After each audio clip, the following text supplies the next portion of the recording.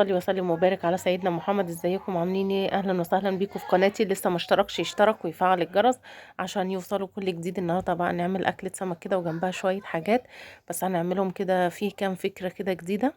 اول حاجه انا جبت هنا بطاطس غسلتها كويس وسلقتها، وهبتدي ان انا ابشرها كده بالمبشره. على طول الناس بتعملها كلها واحنا كلنا بنعملها بالثوم بالخل. انا النهارده جبت شبت وبقدونس وكزبره. مش قادره اوصف لكم الخلطه دي حلوه ازاي مع البطاطس، جربوها مش هتندموا. حطيت ثوم وبقدونس وكزبره وخل وملح وكمون وشبت، وبدأت ان انا افرمها وبدأت ان انا اعجنها مع البطاطس بتاعتنا. طلعت بطعم جديد وطريقة جديدة، بس طعمها حلو قوي. كل اللي كان منها عجبته كتير، يعني جربوها مش هتندموا. ما تقولوش لا طعم الشبت ولا طعم البقدونس ولا طعم هيبقى مختلف، لا، جربوا الحاجة وبعدين احكموا عليها. وانا شايفة ان النهاردة البطاطس فكرتها جديدة وطعمها حلو. اللي حابب كان ممكن تضربها في الكبة كلها، بس انا مش بحب اضربها في الكبة، بحب بس ان انا اهرسها كده بالشوكة ومعاها المكونات بتاعتها دي. اول حاجه كده عملناها بقى البطاطس، كده جبنا شبت وبقدونس وكزبره وفرمناهم مع شويه خل وملح وكمون، وسلقنا البطاطس بتاعتنا وقلبناها. طريقه جديده للبطاطس، بس طعمها حلو هتعجب اي حد عندكم، فخلي يبقى فيه جديد دايما. وعندنا جبنه سمك النهارده كده، هنعمل سمك مقلي. كله الناس يعني كل اللي طالب النهارده طالب سمك مقلي بس كده من غير صلصه ولا خل ولا اي حاجه. فهنجيب سمك كده وننضفه كويس ونحشيه، وهنعمل رز الصياديه طبعا والسلطه، وهنعمل بتنجان. انا جبت البتنجان قطعته مكعبات وبدات اللي انا اقليه. آم، وبعد ما قليته جبت توم وخل وكمون، وهبتدي ان انا اعمل له برضو التتبيله بتاعته.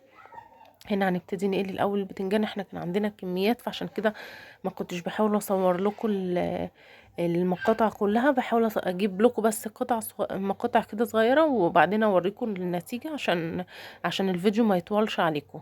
هنا هبتدي كده احط شويه بتنجان واسيبهم يتقلوا.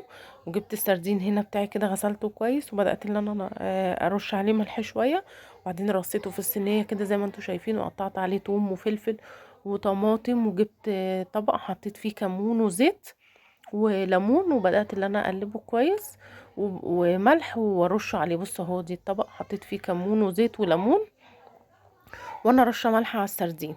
هبتدي كده اقلبه كده كويس واحطه على السردين اللي عندي. طعم صينيه السردين دي حلو قوي، جربوها برضه عشان انا كنت عامله كميه، بس بوريكم من كل حاجه كده ايه مقطع. هنا اهو هبتدي بقى اكمل البتنجان اللي عندي. هنا التوم بقى للسمك، حطيت توم وحطيت عليه كمون وليمون وملح، وهبتدي اقلبه ونحشي السمك بقى اللي عندنا كله. وبعدين نشوف هنبتدي نقلي ايه ونعمل ايه. هو السمك بتاعي عندي ما شاء الله كميه، بدات ان انا ارش عليها ملح كده ملحها كويس. وبعدين بقيت اخد كل سمكه واحط فيها توم اللي انا عملته واركنها على جنب لحد لما خلصت كل الكميه اللي عندي كلها. وبعدين هنعمل بقى ده توم وكمون وخل وملح للبتنجان اللي عندي. بعد ما قليت البتنجان كده بحطه في علبة صغيرة، وبجيب عليه خل والكمون والملح والثوم وانزل عليهم كده. في ناس بتحب تحمر الثوم، بس انا مش بحب احمره كده، طعمه حلو. هنا اول ما السردين طلع من الفرن بدأت ان انا اعصر عليه ليمون كده بيديله مزازة حلوة.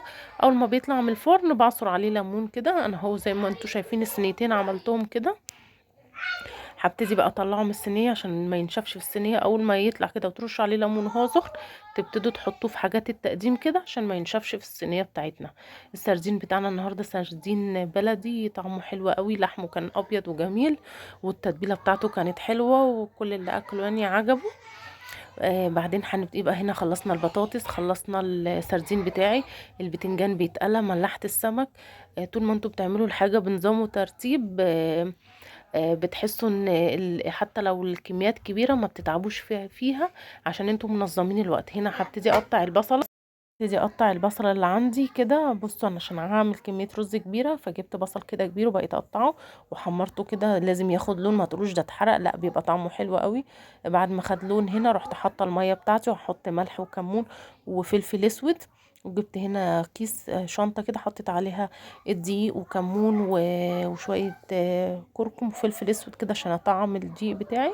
وبدات احط فيه السمك وبدات اقلب. انا هحط هنا طاستين عشان عندي كميه كبيره، بدأت احط كده طاستين. هنا طلعت جبت صينية عليها مناديل عشان اطلع السمك عليها، وبعدين هنقلي السمك اللي عندنا ونشوف بعد كده هنقدم الاكل ازاي ولا هنعمل ايه.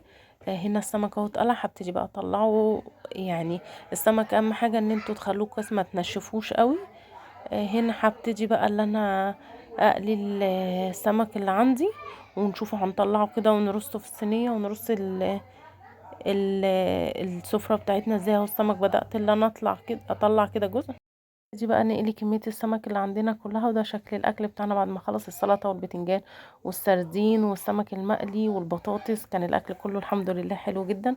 لو عجبكم الفيديو ما تنسوش اللايك أول ما تفتحوا الفيديو والشير عشان يوصل لأكبر عدد ممكن، واستنوا فيديوهات جاية كتير معانا إن شاء الله. مع السلامة.